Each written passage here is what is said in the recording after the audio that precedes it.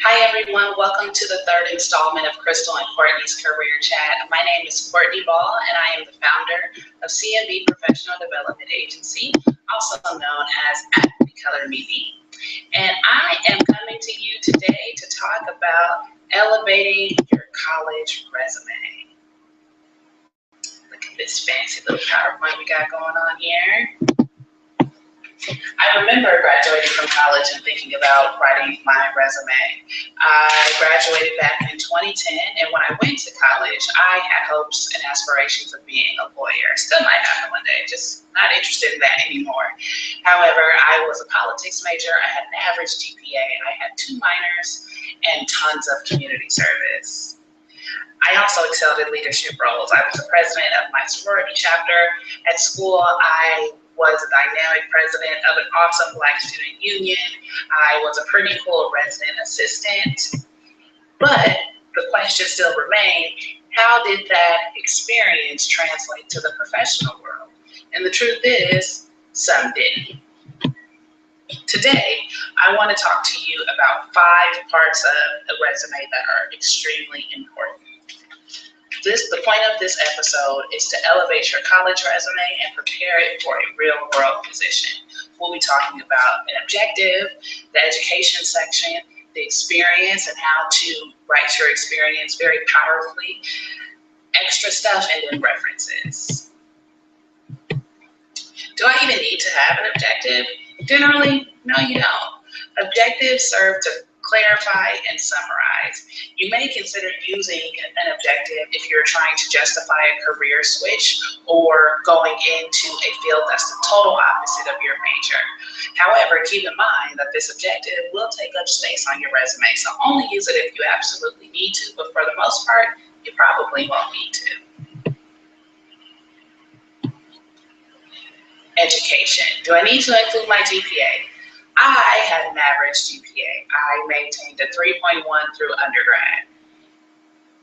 If you do not have over a 3.5, I wouldn't include it. And I don't say that to be snobby or anything like that. However, if that wasn't your super duper strong suit, why even shed light on it? We know that you graduated, that's the most important part. If you have over a 3.5, definitely include that because it's quite impressive.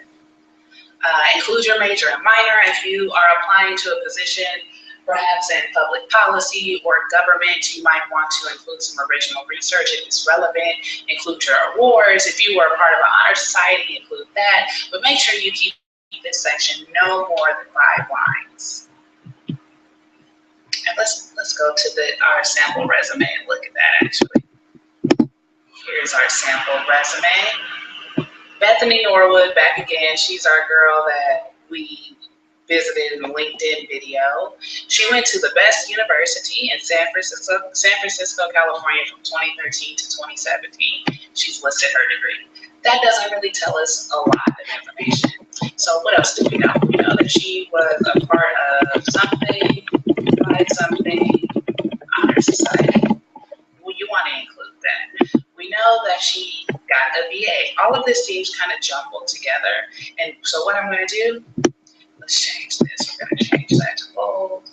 We can keep that italicized and then we'll leave that the same. It looks a little better. We want it to stand out that she got the degree. Well, she's in the process of getting the degree and she graduates in 2017. Okay, back to the PowerPoint before we get too off guard. Experience. You want to include those internships. Did you love your internship? Employers want to hear about your experience to gauge if you are able to handle the entry level position that you're applying for. So no matter how small the internship was, if it is relevant, or if you don't have that many internships, you definitely want to include it. And we're going to talk about highlighting your experience versus highlighting associations. The Muse, if you haven't checked it out, check it out. They have this wonderful list of 185 powerful verbs that will make your resume awesome. A whole bunch of synonyms that you use, a whole bunch of synonyms here for phrases that you often use, things that you do while you're in college. So lead a project, save your school money. A lot of people have done these things, so you want to include it on your resume. What does she have on her resume? Worked with supervisor on events. not that interesting. Work with minimal, should say supervision on press releases. So there's a typo and it doesn't make any sense. I mean, and it doesn't sound very interesting. Put together media kits, again, does not sound that interesting. Answer phones. Would you hire her? Didn't think so.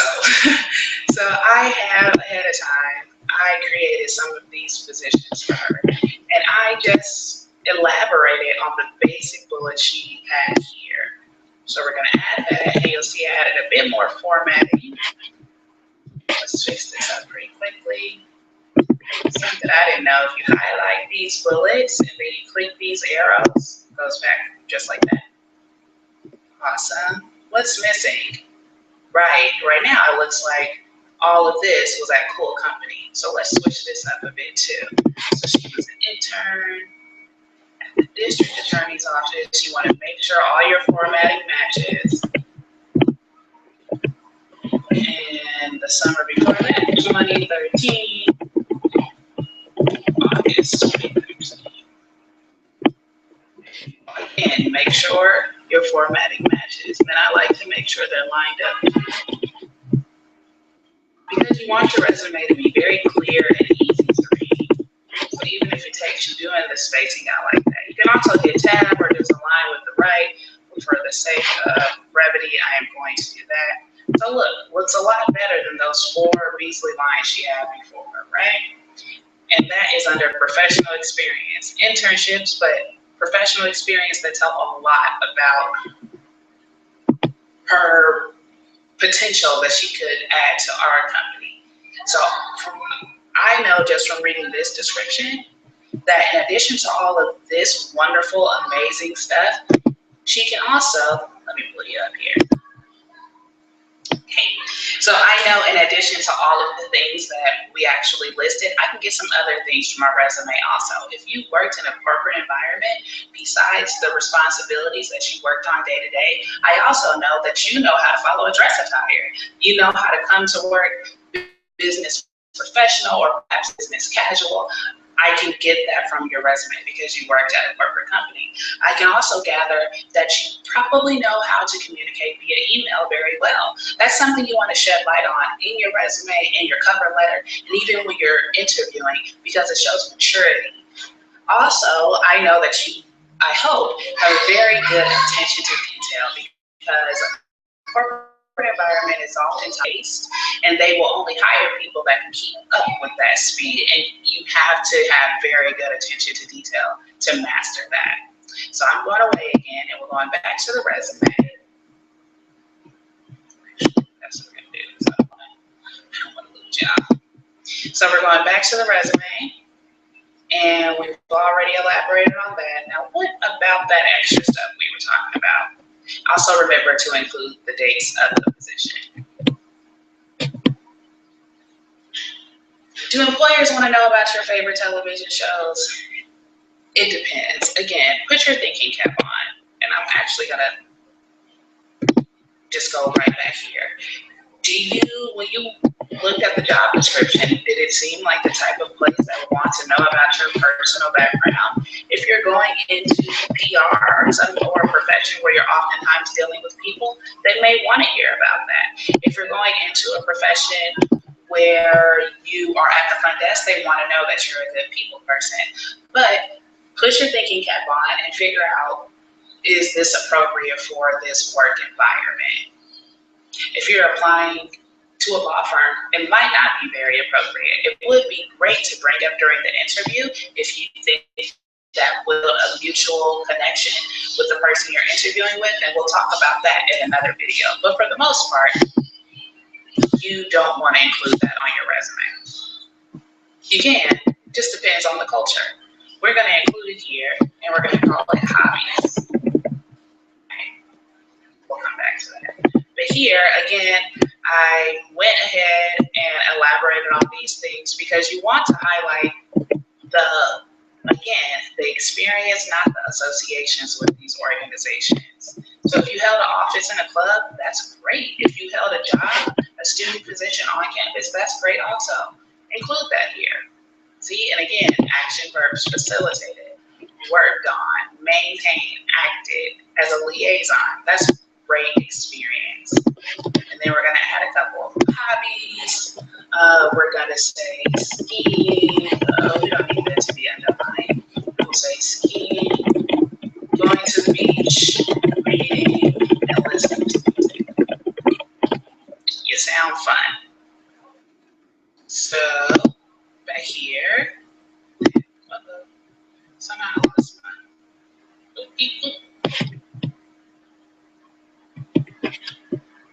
Please hold tight. Let's catch up.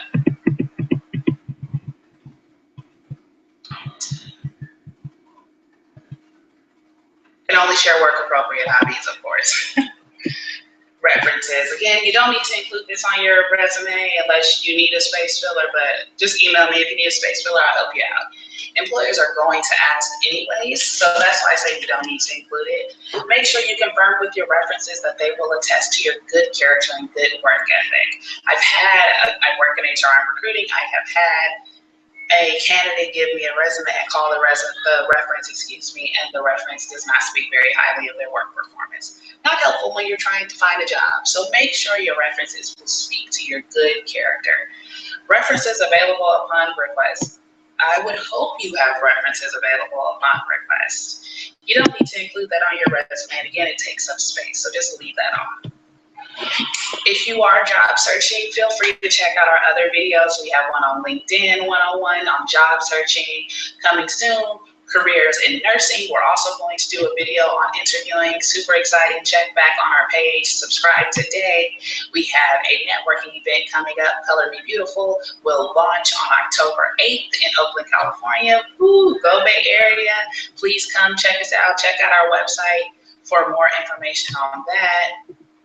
And thank you so much for joining us today. I would like to come back and just say goodbye until the next time. I hope you have a wonderful week. Check out our blog, our website if you need any type of career advice, or just shoot me an email, cball@thecolormebe.com. Have a great day. Bye-bye.